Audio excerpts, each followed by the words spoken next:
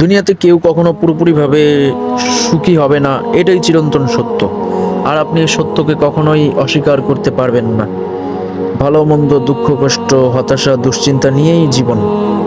আল্লাহ রাব্বুল আলামিন সকল বিপদে ধৈর্য ধারণ করার কথা বলেছেন।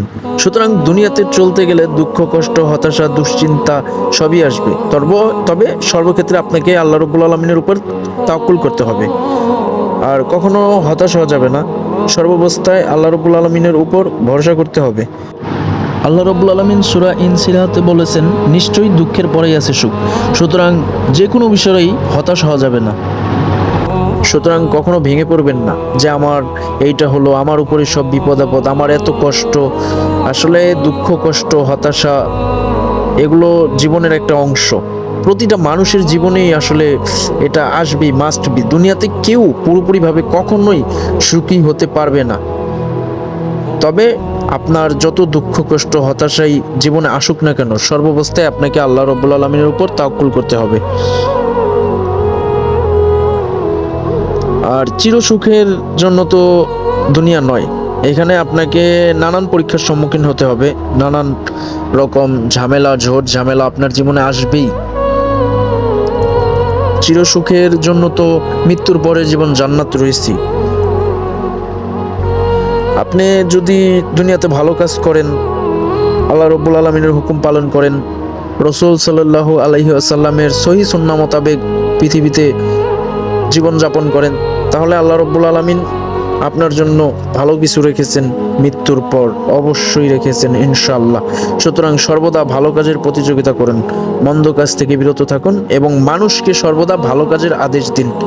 এখন ঘটনা হয়েছে, আপনি ধরেন সবসময় ভালো কাজ করেন, কিন্তু আপনার বন্ধুকে সবসময় আপনি খারাপ কাজের দিকে প্রলোভন দেখান, তাকে উৎসাহিত করেন, তাকে বলেন ওইখানে আজকে অমুক কিছু হবে, আজকে ওইখানে নাচের কনসার্ট আছে, গানের কনসার্ট আছে, বাট আপনি কিন্তু যান না, কিন্তু তাকে এগুলো বলে দেন, তাকে উৎসাহ দেন।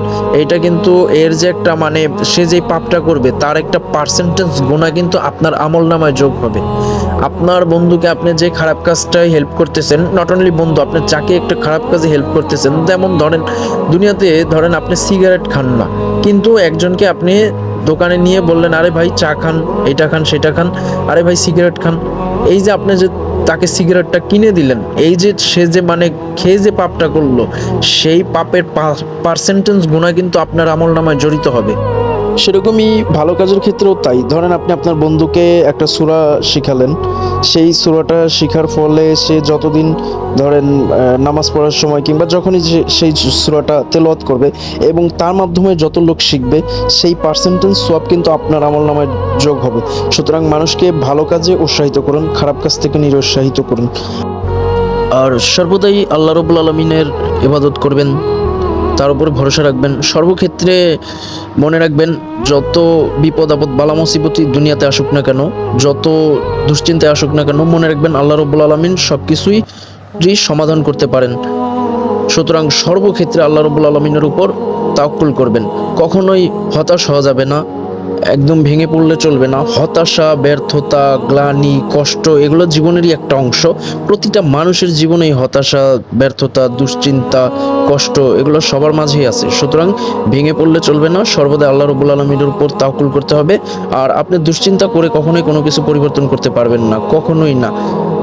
বরঞ্চ আপনাকে প্রতিটা দুশ্চিন্তায়, প্রতিটা বিপদে, প্রতিটা সমস্যায় আল্লাহ রাব্বুল আলামিনের উপর ভরসা করতে হবে। তাহলে আপনি কোনো না কোনো সমাধান পাবেনই পাবেন ইনশাআল্লাহ। আজকের মতো ভিডিও এখানে শেষ করছি। সবাই ভালো থাকবেন এই কামনাই রইল। আর আমার জন্য দোয়া করবেন যেন আমি সর্বদা আপনাদের মাঝে কোরআন ও সহিহ হাদিসের বার্তা প্রেরণ করতে পারি। সর্বদা সাথেই থাকুন ইনশাআল্লাহ। আমার দ্বারা আপনার উপকার হবেই হবে ইনশাআল্লাহ। আর যদি উপকার নাও হয়, ক্ষতি হবে না ইনশাআল্লাহ। আমার ভিডিওর মাধ্যমে কখনো কোনো অশ্লীলতা প্রকাশ পাবে না, এতটুকু গ্যারান্টি দিচ্ছি ইনশাআল্লাহ। সর্বশেষ বলবো, সবাই ভালো থাকুন, এই দোয়াই রইল। আসসালামু আলাইকুম।